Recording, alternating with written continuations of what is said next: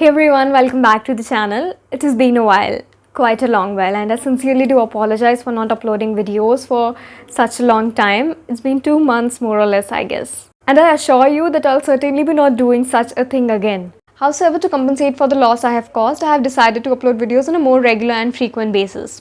If it's your first time, I am Akshata and today we'll be looking into idioms.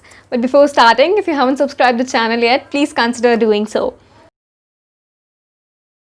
So today we'll be looking into idioms, not idioms nor idioms, but idioms.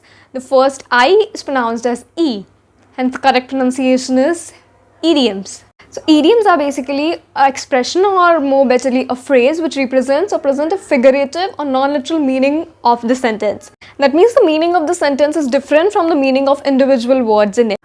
In Hindi, you must be familiar with the idioms by the name muhavra. As there are several different muhavre in Hindi, so are there idioms in English. So today we will be looking into the idioms which involve the name of a country or nationality in them. So there are several different reasons why we should be using idioms in our daily day-to-day conversations, but I believe to sound more fluent is definitely not one of them. I have a couple of two reasons. The first one is by using an idiom, we communicate the exact, precise, and more usually the specific meaning which needs to be communicated to the other person of the particular situation. The second one is it plugs out the gap we have got in our vocabulary, and there's a third one too, that it simply puts the boredom out of the language. For example, when you say someone to let me know or keep me informed, but rather than that you use the idiom keep me in the loop. So the keep me in the loop sounds pretty good. So that's how it takes boredom out of the language. So now let's look into these country or nationality based idioms. So today we'll be traveling to Europe, America, and most probably everywhere with these idioms. The first one is it's all Greek to me. It's all Greek to me. That simply means I don't understand what that means. So whenever you have a situation or something that you don't understand, you can simply say it's all Greek to me. For example, consider I try to study the stock exchange market in detail, but it's all Greek to me, and it's literally all Greek to me. So second one is pardon my French. Pardon my French. So it is used to apologize basically for strong language or a slightly abusive language. Consider, for example, pardon my French, but what the hell are you doing? Pardon my French, but what the hell are you doing? The third one we have been using in our day-to-day life, and it's kind of a feminist movement these days, to go Dutch. To go Dutch. That usually means to split something, and it is especially for a meal, but is also not restricted only to the meal. To go Dutch. For example, earlier today we went on a brunch and we decided to go Dutch.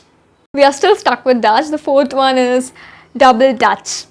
Double Dutch. To go double Dutch means a talk or a writing which you don't understand or which does not make sense to you, or in a slight offending manner, it's nonsense to you. So you call that thing double Dutch. Can you really understand what these instruction manuals means? It's double Dutch to me. The fifth one is again pretty much common, that when in Rome, do as Romans do. When in Rome, do as Romans do. So that simply means when you are in a new or different place, simply do what other people are doing.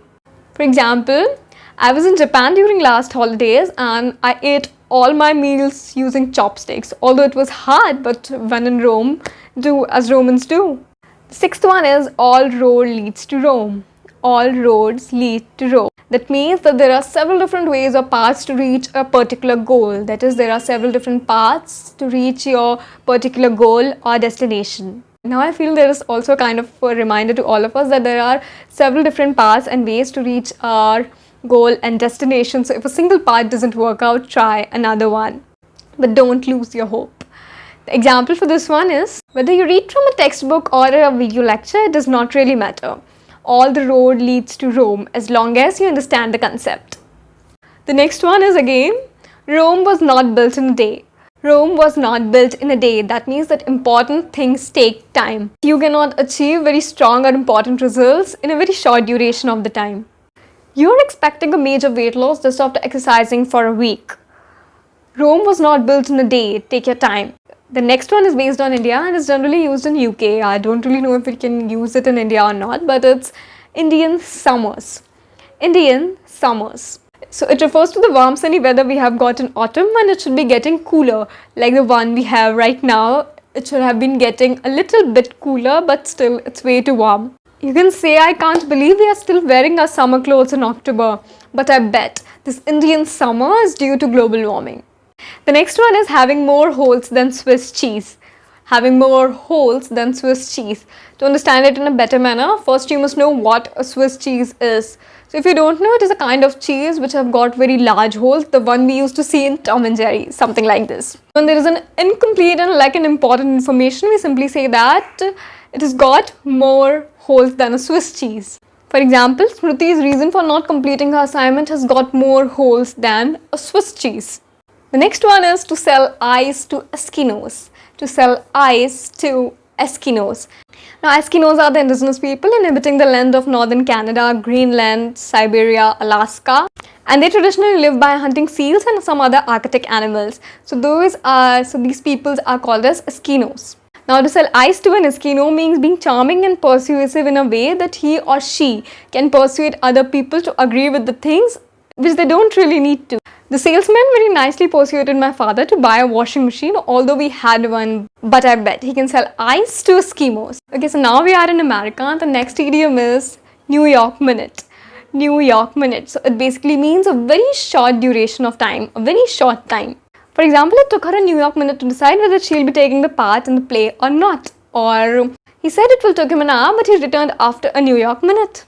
The next one is bringing coals to Newcastle. Bringing coals to Newcastle. So Newcastle is basically a place in Britain, more particularly in England, which is famous for having a lot of coal mines. So bringing coals there will be useless because there are tons of coals already. So from there it comes bringing coals to Newcastle.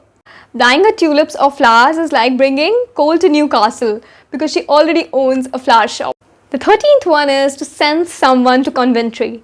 To send someone to Conventry. That means to deliberately ostracize someone, to not talk to them or avoid them, or in simple words, to ignore the other person. That is equal to sending someone to Coventry. His friends sent him to Coventry because they found that he had been lying to them for quite a while. And last but not the least, there is Chinese whispers. So Chinese whispers is basically that game where people usually sit around in a circle and start whispering a message into the ears of person sitting next to them, and in such a way the message gets circulated. And at the end, most of the time, the message gets changed to something else and loses its essence. Whenever there is an inaccurately transmitted gossip going on, we say that it is Chinese whispers. Chinese whispers. So these days, there are a lot of Chinese whispers going on the social media, so be aware of what you read and share. So this sums up the video. I hope you'll find this useful, and the thing you have to do next is, using any one of these idioms, you have to formulate a sentence and then comment it down in the comment box.